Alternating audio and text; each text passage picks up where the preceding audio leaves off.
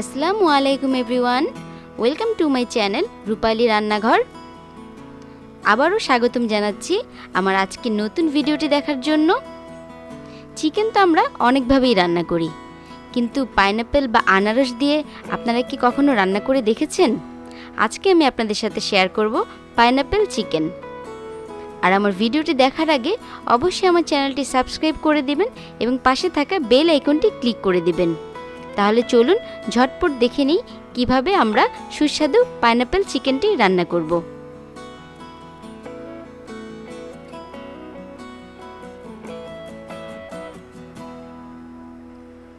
Chicken রান্না করার জন্য আমি এখানে বোনলেস চিকেন নিয়েছি। আমি এখানে চিকেনের ব্রেস্ট পিস নিয়েছি দুটো। এখন এই চিকেনটাকে আমি ছোট ছোট কিউব করে কেটে নিব।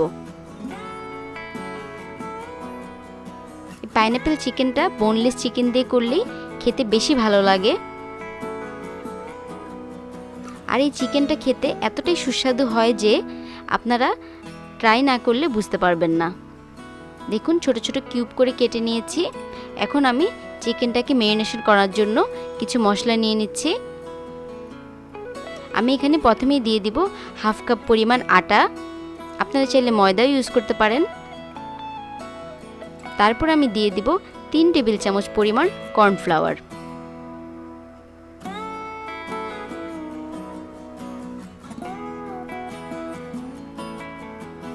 এখন আমি দিয়ে দিচ্ছি গোলমরিচের গুঁড়ো হাফ চা চামচ, আদা রসুনের পেস্ট হাফ চা চামচ, দিয়ে দিব স্বাদমতো লবণ, দিয়ে দিব 1 চা চামচ মরিচের গুঁড়ো। এখন আমি এই সবগুলো উপকরণকে একটু ভালো করে মিশিয়ে নিব। তারপর আমি ঠান্ডা পানি দিয়ে অল্প অল্প করে একটা বেটার তৈরি করে নিব। বেশি পাতলা যেন না হয় সেদিকে খেয়াল রাখতে হবে। আপনারা দেখে বুঝতে পেরেছেন আমি কতটুকু বেটারে পানি ইউজ করেছি। আমি এখানে দিয়ে দিব 2 টেবিল চামচ পরিমাণ আনারসের রস। আনারসটা আমি ব্লেন্ডারে ব্লেন্ড করে জুসটাকে আলাদা করে নিয়েছি।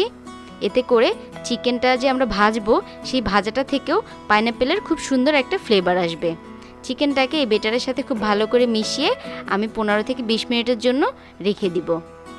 20 মিনিট পরে আমি ভাজার জন্য চুলায় একটা কড়াইয়ে তেল বসিয়ে দিয়েছি। তেলটা গরম হলে একটা একটা চিকেনের টুকরো আমি আলাদা আলাদা করে দিচ্ছি। একসাথে বেশি করে দিলে চিকেনগুলো সব একসাথে দলা পেকে যাবে, তাই আলাদা আলাদা করে চিকেনগুলো দিয়ে দিবেন।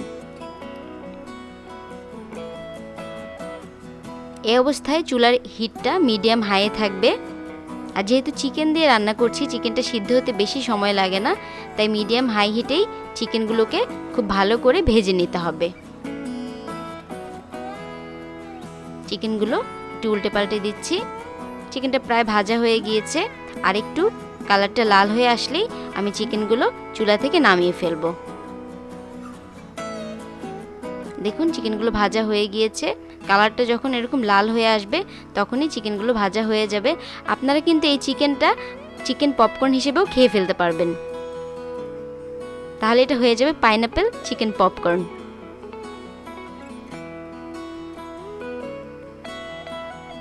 চিকেনটাকে আমি তেলটা ঝেড়ে ভালো করে তুলে নিচ্ছি। আর আমার রেসিপিগুলি ভালো লাগলে অবশ্যই লাইক এবং কমেন্ট করতে ভুলবেন না। আমি এখন যেই কড়াইটাতে চিকেন ভেজেছিলাম সেখান থেকে কিছুটা তেল তুলে রেখেছি। এখন সামান্য পরিমাণ তেলে আমি দিয়ে দিচ্ছি 1 টেবিল চামচ পরিমাণ রসুন কুচি। এখন রসুনটাকে একটু ভালো করে ভেজে নিব। আমি এখানে হাফ কাপ পরিমাণ আনারস ছোট ছোট কিউব করে কেটে নিয়েছি। আমি আজকে যে আনারসটা ইউজ করছি সেটা খুবই মিষ্টি, তাই আমি এখানে এক্সট্রা কোনো চিনির ব্যবহার করব না। আপনাদের আনারস যদি টক হয়ে থাকে তাহলে আপনারা পরিমাণ মতো সামান্য পরিমাণ একটু চিনি দিয়ে দিবেন। আমি এখানে 2 টেবিল চামচ আনারসের রস দিয়ে দিলাম, আর দিয়ে দিচ্ছি 1 চা চামচ লাল মরিচের গুঁড়ো। ঝালটা আপনারা আপনাদের স্বাদ অনুযায়ী দিয়ে দিবেন। এখন আমি এখানে দিয়ে দিব 1 টেবিল চামচ পরিমাণ সয়া সস। এখনই সবগুলো উপকরণকে একটু ভালো করে মিশিয়ে নিচ্ছি। আমি এখন এখানে দিয়ে দিব 1 টেবিল চামচ পরিমাণ ওয়েস্টার সস। আপনাদের হাতের কাছে ওয়েস্টার সস না থাকলে আপনারা এই সসটা স্কিপ করতে পারেন। এখন আবার একটু মিশিয়ে নিচ্ছি। এখন এই গ্রেভিটা একটু ঘন হওয়ার জন্য আমি 1 টেবিল চামচ কর্নফ্লাওয়ারের সাথে 2 টেবিল চামচ পানি গুলিয়ে রেখেছিলাম, সেই গুলানো কর্নফ্লাওয়ারটা আমি এখানে দিয়ে দিব। এতে করে এই গ্রেভিটা অনেকটা ঘন হয়ে আসবে। গ্রেভিটা ঘন হয়ে গেলে আমি এখানে ভেজে রাখা চিকেনগুলো অ্যাড করে দিব।